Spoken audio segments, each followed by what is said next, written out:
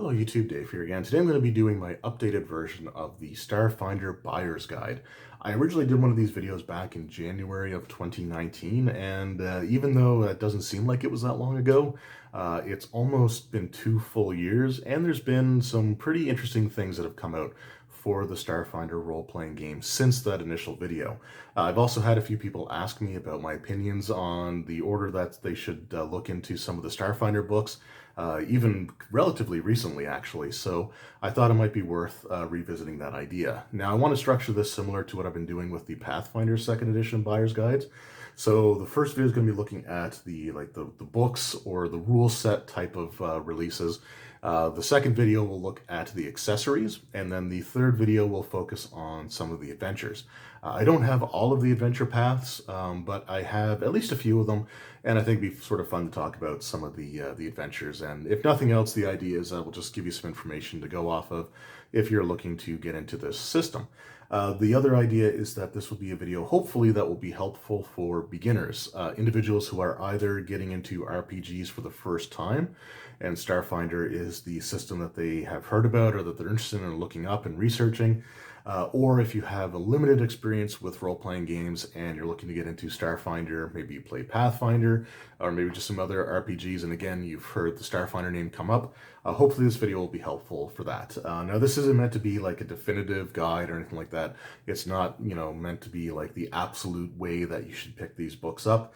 It's just sort of my thoughts or my suggestions, and hopefully what I can do is just give you at least a little bit of information to go off of about some of the things that are in the books or in the products I'm going to talk about, and if nothing else, will help steer you in the direction that you want to go if you're looking to get into this particular role-playing game. So Starfinder is a science fantasy RPG. It takes place in the same game world or universe as the Pathfinder RPG, but it takes place sometime in the future. There's been this major event that occurred referred to as the Gap, in which a 300-year section of the universe's history is just completely erased. Like, even individuals that may have lived beyond that or who would have existed pre-Gap don't know what happened. The planet Galarian, which is the planet that the Pathfinder role-playing game is set on, disappeared, and in its place, and occupying its orbit, is a space station referred to as Absalon Station, Absalon being one of the major cities in the inner sea region of the Pathfinder role-playing game. So if you're sort of just getting into RPGs, or you have experience with some other ones but don't really know a lot about Starfinder, the place that I would recommend beginning is actually the beginner box, which is fitting because the name beginner is right in there. So the beginner box is your starter set type of product, but this is one of the better starter sets that I've ever looked at or unboxed, and I've done a few starter set videos on this channel, but the Paizo beginner boxes basically check almost every box that I could possibly want them to. So what's great about these is it gives you an adventure to go off of to introduce your characters or your players to the rule set and to the setting or the feel of the Starfinder RPG. Gives you the pre-written characters to go off of, but it also gives you some character creation options, so you can actually create your own characters using the races and classes available in this box. It also gives you a collection of pawns, so the Starfinder pawns, which are great because they are essentially like these cardboard stand-ups that you can use. And they are perfect to use with the double-sided poster map that comes in here, which is scaled for use with these miniatures, meaning that you can have visual representation of where everyone is in a combat scenario, which comes in really, really handy. It also comes with its set of dice, as well as the the rule book and the Game Master's Guide, which includes not only the adventure, but also gives you some information on designing and building your own encounters and adventures. So this starter set does let you progress your characters from levels 1, I think, up to level 4 in this book, 4 or 5. However, the adventure itself that comes in here is only designed to take your characters from levels 1 through 2. And then it gives you a map that you can use to take place in an adventure after the one that's in the book. But it gives you a pretty decent amount of information and guidance towards building your own scenarios, which is something that I think is really, really great, because it encourages game masters to develop their own storylines and the tools that they need in order to do so.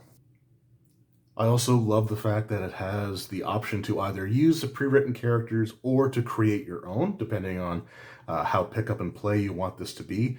But again, just an excellent, excellent product. Retails US of $39.99. I think it's around $49.99 Canadian retail price, but in my opinion, it is absolutely worth every penny. Now, the one thing to keep in mind when it comes to the Starfinder Beginner's Box is that this is a stripped-down version of the Starfinder RPG. You could almost consider it to be like the Starfinder basic rules. Not that there's anything necessarily wrong with that. In fact, I think it's really useful to do it this way for individuals that are new to role-playing games or have limited experience and are looking to get into the system for the first time. I'm not going to go into all of the differences, but there are a couple of major ones that I think are worth discussing in this video, just so you have that information for you. The first thing is that there is no information for space combat in the beginner box. The idea was that they wanted to keep this a simplified rule set, and the space combat can be a little bit involved. So they just didn't think it was a great fit for a starter set type of product. And honestly, I kind of agree with that. I think it was the proper decision. So if you're looking to get into the ship-based combat systems, or battles, then you're going to have to wait until you get the full rule set. But like I said, this is a great introductory product. The other thing that is different between this and the finalized rule set is the way your character's hit points work. In the finalized rules, you have what are referred to as stamina points, and then you have what's referred to as hit points. Your class and your race end up dictating how many of each that you get. And your stamina points, basically they're the resource that you use up first. So you would subtract from your stamina before you touch your hit points. Stamina points and hit points regenerate or you regain them at different rates.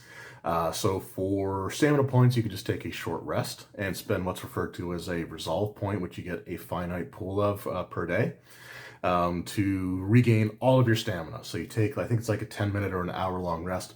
I think it's a 10-minute rest, and then you spend a resolve point, you get all of your stamina points back, and then your hit points return at a, like, 1 per day, or at a slower rate anyway. Now with the beginner box, what you end up doing is you just have hit points. What they did is they essentially took the stamina point total and your hit point total, and they just combined it together as just hit points. So now in this version, you still have your resolve points, which are used for regaining hit points in this case, or also to prevent your character from dying. You use them to stabilize your character. But what ends up happening is that when you take the short rest, you just regain half of your hit point total instead of your stamina points. So it's a little bit easier to wrap your head around, again, if you're new to RPGs, or if you haven't been playing a ton of them and you're used to just the one hit point pool. So I think that that's, again, was another great change.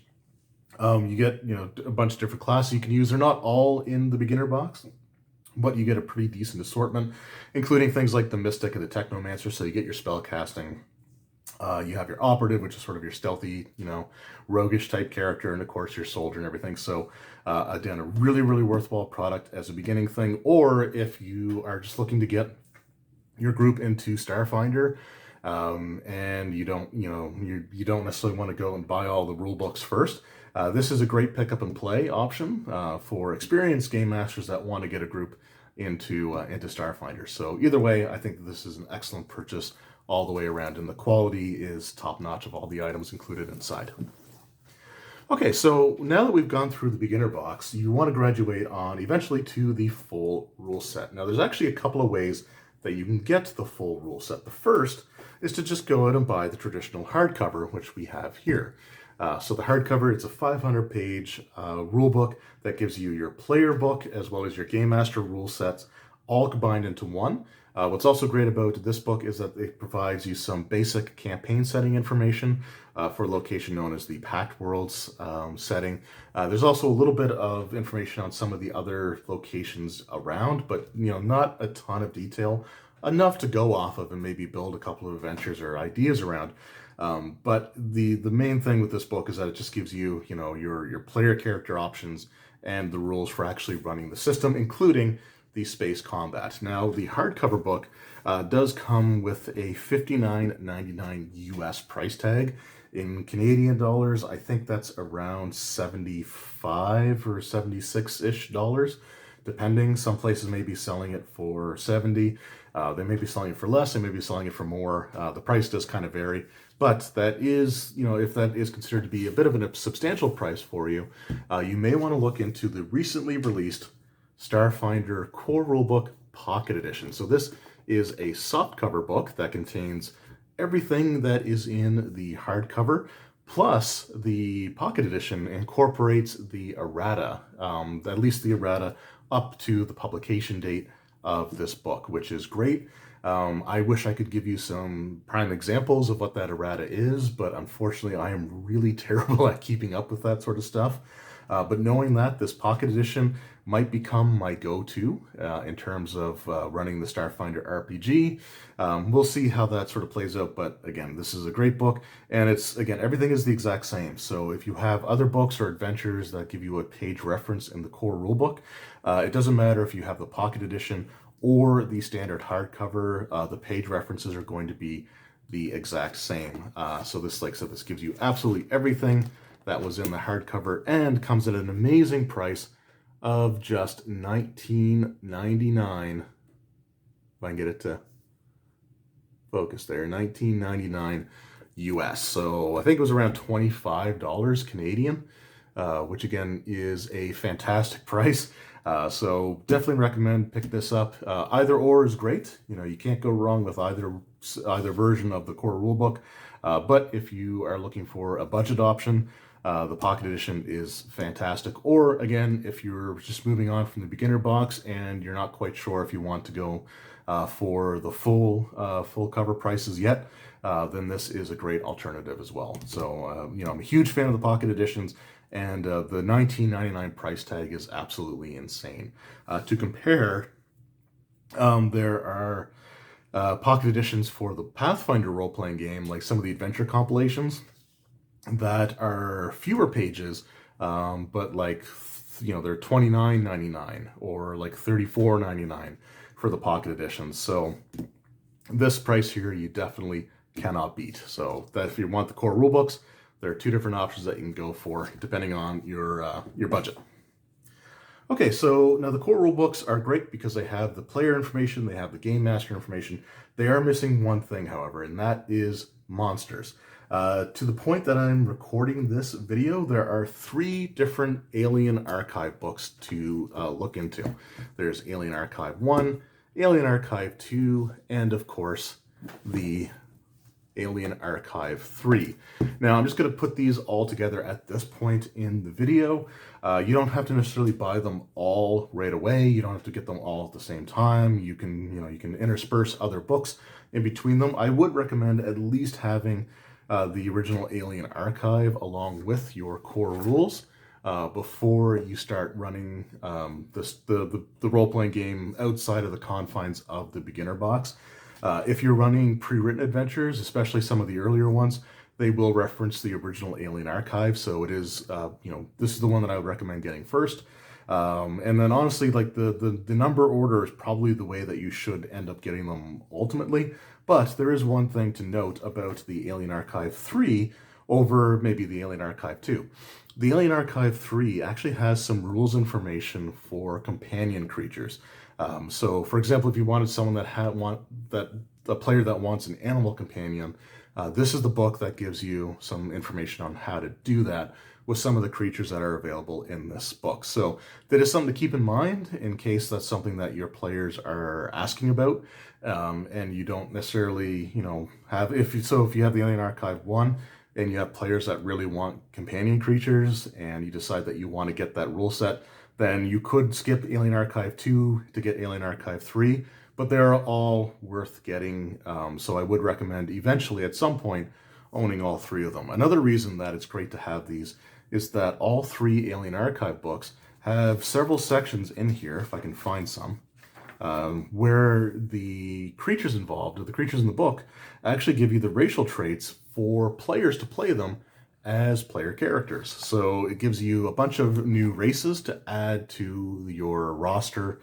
for the RPG. So you can get dozens of new races just from owning these books. So I think that's a great feature of these Alien Archives, that it gives you sort of those expansions for player character options. So awesome stuff there. So those are the ones that I would recommend looking at. Like I said, you don't have to buy them all at the same time, but I'm just going to mention them all at the same time because they're all Alien Archive books. So maybe after getting the original Alien Archive, or somewhere in between, like the Alien Archives 2 or 3, or whatever order you want to get them in, a book that I do highly recommend getting early on is the Armoury book. This is just a book filled with equipment, weapons, armor, like magic item, technology-based hybrid items. There's a lot of great stuff in this book. So one of the things that I really like is having encounters, or having basically treasure or rewards for the player characters that aren't things that you just find in the standard, core rulebook. So having something like this, you can have sort of more exotic feeling or looking items like armors or weapons or what have you. There's like power armor stuff in here. There's just a lot of really cool things in this book, and more options is always great. So it's just something to help fill out encounters, or to give your player characters some different things that they can have. But like I said, this is a book that I do really, really enjoy, and one that I think is a definite great pickup for anyone getting into Starfinder, player character or player or game master alike. Now, the retail prices, I should mention, for, I think, all the books I'm talking about after the core rule books are all $39.99. So $40 US, and I think they're around $47 to $50 Canadian per book. But yeah, so Armoury, again, is one that is definitely worth checking out. And then for players in particular, one that I really recommend is the player character, or sorry, not the player character, but just the character operations manual. So this is your player's options book. It comes with 3 whole new classes in here. So there's the Biohacker, the Vanguard, and the Witch Warper. All very interesting classes. The Biohacker is kind of neat because they have these serums or these elixirs that they can use to mutate either their opponents, or they can be used to, benefit the player characters, which is pretty cool. The Vanguard is kind of a monk-like character, so they're sort of more of a martial arts type of character. And the Witch Warper sort of bends the fabric of reality and the multiverses for various effects, which is, again, really cool. There's also different options in here for the races and classes from the core rulebook. So there may be some alternate class features or alternate racial features. So again, it gives you sort of a variety of things that you can do. Some new feats, and then there's some different options for, again, characters as part of ship combat that you may want in here, and a really great downtime system as well. So again, this is a great book for players. I don't necessarily think that the game masters need to get this book. This is one that is aimed very squarely at players and player characters.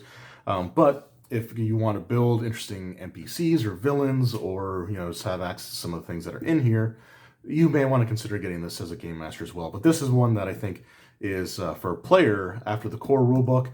This is the book that I would recommend them going for. This, and then this or Armoury, but this one is something that I think players, serious players that are going to be spending a lot of time with the Starfinder role-playing game, I think this is a book that they would benefit from greatly. All right, going back to Game Masters, we have the Starship Operations Manual. So this is a book that is great for Game Masters that really want to focus on the Starship combat system. So the Starship combat system in the core rulebook is good. It's perfectly playable. There's nothing, I would say inherently wrong with it. But it can feel a little bit bland at times, or it can feel a bit repetitive. The Starship Operations Manual gives you a whole host of new weapon types, armor types, shield types, different vessels that you can use, different options for each of the crew's actions. There's a critical success rule set in here for the captain or the navigator, or the pilot. Basically all of the character roles other than the gunnery, which already has their critical rules covered in the core rulebook. It gives you a lot of great stuff in here. There's also information on things like ship manufacturers. So different ship manufacturers are known for focusing on different aspects of the ship. So you get sort of different bonuses or penalties depending on who manufactures the ship, which I think is kind of neat. You could have a whole corporate espionage type of adventure campaign if you wanted to. But again, if you're looking to spice up starship combat, then this is an absolute must-have. It also gives you a little bit of information on the super colossal ships, which is something that was mentioned in one of the adventure paths, but it's nice to have some more detail for them here. There's also great charts and rules information for creating your own creatures that are scaled for ship combat.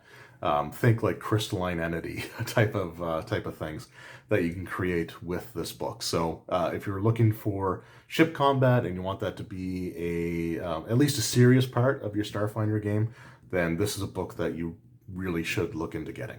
So that's the Starship Operations Manual, and which is also, at the time of recording this video, that's the most recent book to come out. And finally, we have the campaign setting books. First, I want to look at the Packed Worlds book. So this is the default setting for the Starfinder role-playing game. So this is the one that most of the pre-written adventures will take place in. This is also the same setting that is detailed somewhat in the core rulebook, although this will go into a bit more information or detail for you. This one is a little bit more expensive than the other books. This comes in at $44.99. It is a little bit thicker as well than the other books that I've talked about, so that sort of explains the difference in price. So it gives you, in addition to the information on the Packed World system, it also gives you some new player character races to use, as well as some new items like weapon, armor, magic items, tech gadgets. There are like new feats, spells, and then there's what's called archetypes. Archetypes are great. They're sort of like a multi-class type of option that you can use. I prefer it over other forms of multi-classing. So they're really cool. They're sort of more focused options for your character. And it gives you, like I said, your campaign information for, it says 14 major worlds, including Absalon Station, just some of the different locations in here. So this is a fantastic book, like I said, from those perspectives. And if you are running some of the published adventures, they do usually, like I said, take place in the Pack World system. So it's something that would be very useful to pick up for the purposes of just being able to flesh the locations out a little bit more. Obviously, when it comes to the adventure books, there's only so much space they can dedicate to world building versus focusing on the adventure at hand. So this will really help fill that out and just again give you some more detail that you can use to make those locations feel a bit more lifelike and realistic. Or let the players go off script a little bit if they decide that they would just want to go to some random location or just explore the planet that they're on, then this will be great from that perspective.